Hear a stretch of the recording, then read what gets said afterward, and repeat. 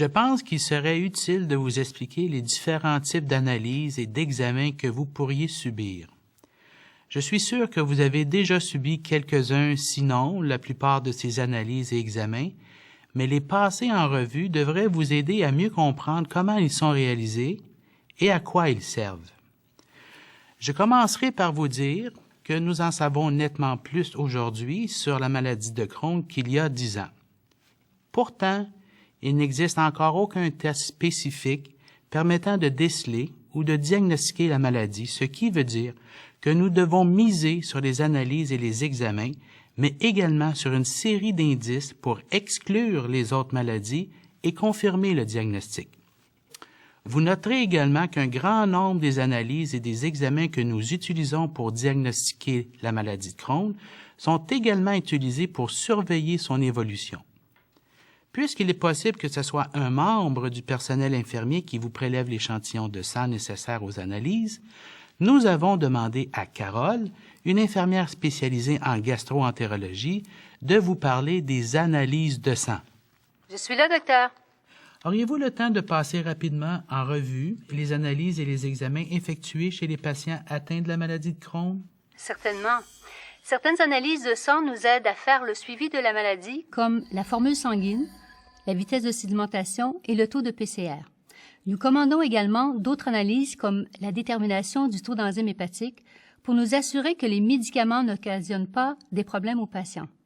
Enfin, il nous arrive également de commander une analyse de sel pour nous assurer que nous ne sommes pas trompés et que les symptômes sont bien liés à la maladie de Crohn et non à une infection.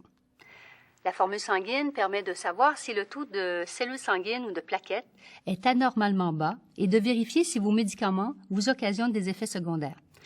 La vitesse de sédimentation et le taux de PCR ou protéine C réactive sont deux tests qui nous permettent de savoir si vous présentez de l'inflammation. Fait très intéressant, ces mesures nous évitent d'avoir à regarder à l'intérieur de votre organisme.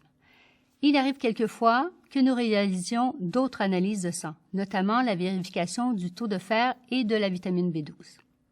Merci, Carole. Nous nous reparlerons plus tard. Voici une salle d'examen dédiée à la coloscopie. Je vais donc vous montrer comment ça fonctionne. Ceci est un endoscope. Comme vous pouvez le voir, il s'agit d'un tube ultra mince et relativement flexible. Ce tube est muni d'une source lumineuse et d'une poignée avec des commandes qui permettent de le faire pivoter. Il est creux, ce qui nous permet d'y faire pénétrer de l'air, de l'eau ou encore les accessoires nécessaires au prélèvement d'échantillons. Nous l'utilisons pour pratiquer une coloscopie, un examen qui consiste à regarder dans le côlon ou gros intestin. Nous l'insérons dans le rectum et l'amenons là où nous le voulons. C'est vrai, l'intervention est un peu désagréable, mais pas autant qu'on le croit, surtout si le patient a reçu un sédatif auparavant. Chez de nombreuses personnes, l'endoscopie laisse une sensation étrange, rien de plus. La partie la moins agréable pour la plupart des patients est la préparation de l'intestin qu'ils doivent faire la veille afin de nettoyer leur côlon. Elle a lieu quelques jours avant l'intervention et vise à nettoyer le côlon. Les images saisies par la caméra sont retransmises sur un moniteur comme celui-ci. Elles nous permettent de voir les irrégularités dans le revêtement de votre intestin.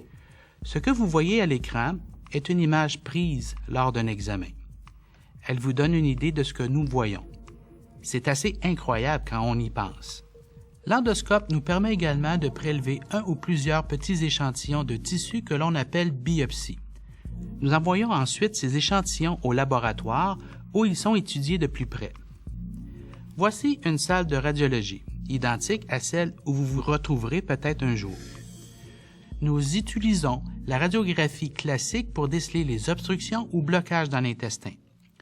Pour obtenir une image claire, nous demandons aux patients d'ingérer du barium, une sorte de lait frappé à la craie.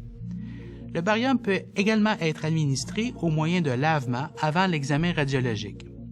Regardez cette radiographie. Le barium apparaît en blanc. Il révèle votre tube digestif. Ces images nous permettent de voir les anomalies de l'appareil digestif, comme les ulcères, les obstructions et les ondes d'inflammation. Voici à présent une salle où sont pratiqués les examens d'IRM ou imagerie par résonance magnétique.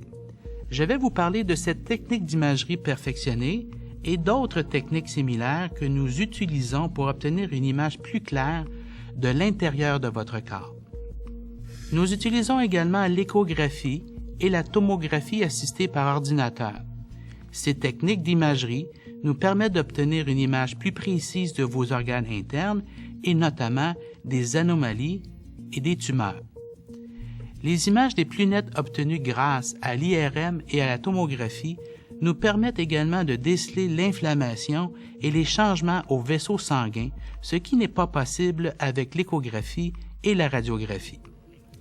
Voilà, nous avons fait le tour des analyses et des examens. Si votre médecin vous recommande de subir un examen ou une analyse, vous pourrez lui en parler en toute connaissance de cause, mais surtout, vous saurez mieux à quoi vous attendre. Vous voulez apprendre au sujet du traitement de l'inflammation causée par la maladie de Crohn ou au sujet de la chirurgie? Ou encore, préférez-vous aller au menu?